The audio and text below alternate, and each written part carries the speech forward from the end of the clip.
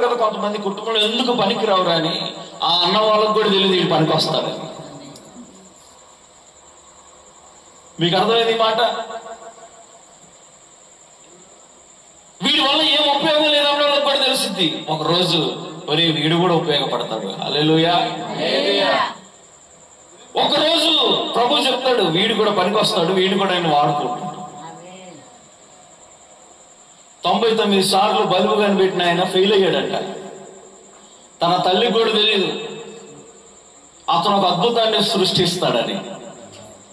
ఒక ఆశ్చర్యకరమైన జీవితంలో ఆయన ప్రయాణం చేస్తాడని, ఈ ప్రపంచానికి వెలుగునిస్తాడని తనకు తెలియదు. తనకు తెలియకపోవడమే కాదు, తన తల్లిదండ్రులకు కూడా తెలియదు. హల్లెలూయా. ఎంతమంది సంతోషంగా ఉన్నారు? నాకైతే చాలా సంతోషంగా. ఒక మాట చెప్పడా, విఫలమైనప్పుడు, ప్రతికూలమైనప్పుడు ఎవరు మన పక్కన ఉండరు. కానీ మనం విజయవంతమైన జీవితాన్ని చూసినప్పుడు మన వెనకాల అందరూ వచ్చేవాళ్ళే. నిజమైన స్నేహం, నిజమైన ప్రేమ, నిజమైన బంధం ఏదో తెలుసా? నీ కష్టాల్లో కూడా నీతో పాటు ఈడ్చినప్పుడే,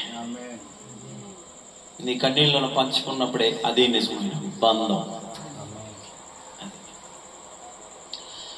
ఒక కుటుంబం విజయవంతంగా ఉన్నప్పుడు కాదు, కానీ ఆ కుటుంబం కష్టాల్లో ఉన్నప్పుడు వెళ్ళి ఆదరిస్తావే, అది గొప్ప ప్రేమ. అది యేసు ప్రభు చేశాడు భూమి మీద, మరి ఎవరు దాన్ని స్థాపించాల. ఒక మాట చెప్తున్నానండి, గుర్తుపెట్టుకోండి. మన భవిష్యత్తు మనకు తెలియదు, మరి ఎవరికి తెలుసు? చెప్పండి. మన ప్రభువుకి తెలుసు. నీ జీవితం ఎలా ఉండబోతుందో రాబోయే రోజుల్లో ప్రభు అద్భుత ఆశ్చర్యకర రీతిగా పంపిస్తాడు.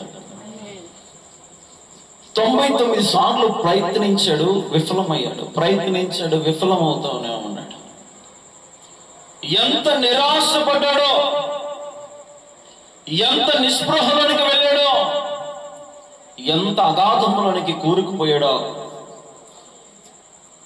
కానీ ఒకరోజు ప్రభు అతని ప్రయత్నాన్ని ఆశీర్వదించాడు.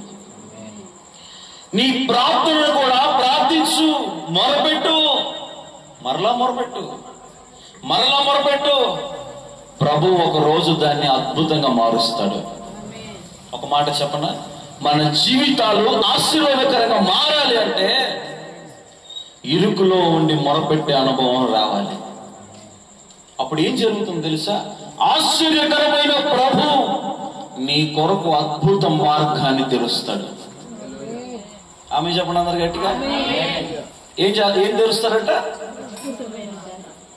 ఇరుకునందు ఒకవేళ మనం ఉంటే, మన చుట్టుపక్కల ఉన్నవారు కానీ లేదా మన పరిస్థితులు